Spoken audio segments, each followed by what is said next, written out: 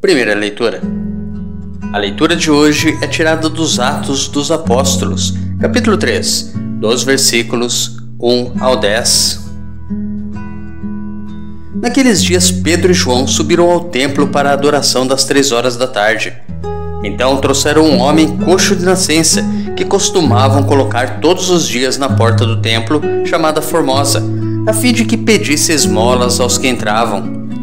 Quando viu Pedro e João entrando no templo, o homem pediu uma esmola. Os dois olharam bem para ele e Pedro disse: "Olha para nós." O homem fitou neles o olhar, esperando receber alguma coisa.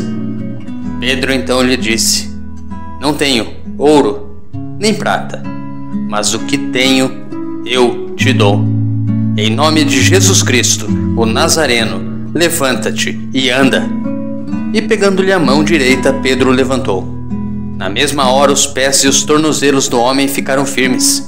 Então ele deu um pulo, ficou de pé e começou a andar. E entrou no templo junto com Pedro e João, andando, pulando e louvando a Deus. O povo todo viu o homem andando e louvando a Deus. E reconheceram que era ele o mesmo que pedia esmolas, sentado na porta formosa do templo. E ficaram admirados e espantados com o que havia acontecido com ele. Salmo responsorial, retirado do Salmo 104. Exulte o coração dos que buscam o Senhor. Dai graças ao Senhor, gritai seu nome. Anunciai entre as nações seus grandes feitos. Cantai, entoai salmos para ele. Publicai todas as suas maravilhas. Gloriai-vos em seu nome, que é santo. Exulte o coração que busca a Deus. Procurai o Senhor Deus e seu poder. Buscai constantemente a sua face. Descendentes de Abraão, seu servidor, e filhos de Jacó, seu escolhido. Ele mesmo, o Senhor, é nosso Deus. Vigoram suas leis em toda a terra. Ele sempre se recorda da aliança, promulgada a incontáveis gerações. Da aliança que ele fez com Abraão e do seu santo juramento a Isaque. Exulte o coração dos que buscam o Senhor. Evangelho. O evangelho de hoje é tirado de Lucas, capítulo 24, dos versículos 13 ao 35. Naquele mesmo dia, o primeiro da semana, 2 dos discípulos de Jesus iam para um povoado chamado Emaús, distante 11 quilômetros de Jerusalém. Conversavam sobre todas as coisas que tinham acontecido. Enquanto conversavam e discutiam, o próprio Jesus se aproximou e começou a caminhar com eles. Os discípulos, porém, estavam como que cegos e não o reconheceram.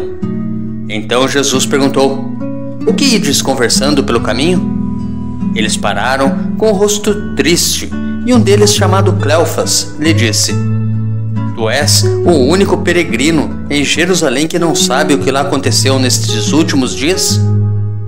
Ele perguntou: "O que foi?"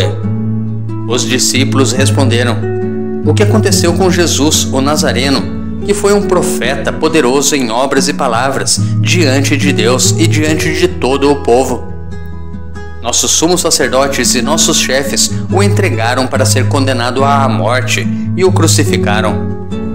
Nós esperávamos que ele fosse libertar Israel, mas apesar de tudo isso, já faz 3 dias que todas essas coisas aconteceram.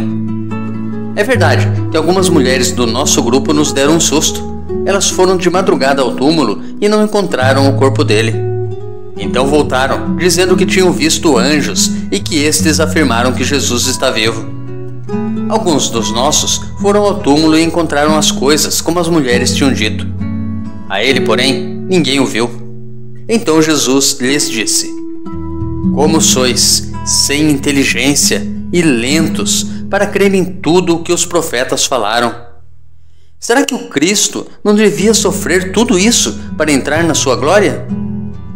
E começando por Moisés e passando pelos profetas, explicava aos discípulos todas as passagens da Escritura que falavam a respeito dele. Quando chegaram perto do povoado para onde iam, Jesus fez de conta que ia mais adiante. Eles, porém, insistiram com Jesus, dizendo: "Fica conosco, pois já é tarde e a noite vem chegando." Jesus entrou para ficar com eles. Quando se sentou à mesa com eles, tomou o pão, abençoou, partiu-o e lhes distribuía. Nisso, os olhos dos discípulos se abriram e eles reconheceram Jesus. Jesus, porém, desapareceu da frente deles. Então, um disse ao outro: não estava ardendo o nosso coração quando ele nos falava pelo caminho e nos explicava as Escrituras? Naquela mesma hora, eles se levantaram e voltaram para Jerusalém, onde encontraram os 11 reunidos com os outros. E estes confirmaram: realmente, o Senhor ressuscitou e apareceu a Simão. Então os dois contaram o que tinha acontecido no caminho e como tinham reconhecido Jesus ao partir o pão. Meditando a palavra de Deus. O ressuscitado se aproximou sem que fosse reconhecido e começou a caminhar com aqueles que se dirigiam a Emaús. Iniciava aí a autêntica trajetória vocacional daqueles dois: o aproximar-se e o começar a caminhar de Jesus com aqueles que se tornarão seus missionários. Antes da Páscoa, Jesus já os havia chamado. Seguiam-no, mas eram como que cegos. Não conseguiram entender nem entrar no mistério mais profundo da pessoa de Jesus. Não eram ainda discípulos de fato, configurados à pessoa e à missão de Jesus. As ideias e esperanças que tinham de Jesus eram equivocadas. Jesus, com eles pelo caminho, começa então a lhes abrir o entendimento, o sentido das Escrituras que falavam sobre ele.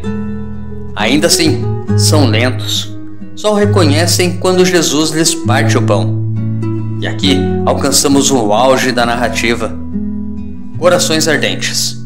Não estava ardendo o nosso coração quando ele nos falava pelo caminho e nos explicava as Escrituras? Pés a caminho.